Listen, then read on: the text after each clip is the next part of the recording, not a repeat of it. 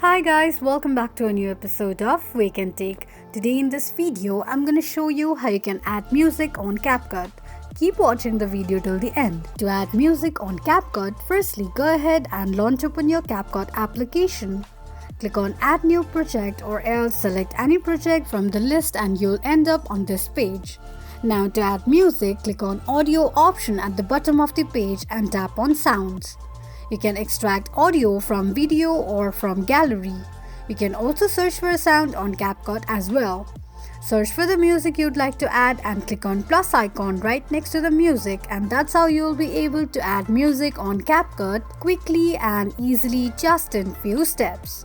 If you have any thoughts or queries, let us know in the comments section. Don't forget to subscribe to our channel. Also press the notification bell icon so that YouTube will notify you whenever we post a new video. I hope this video was helpful to you. Thank you so much for watching.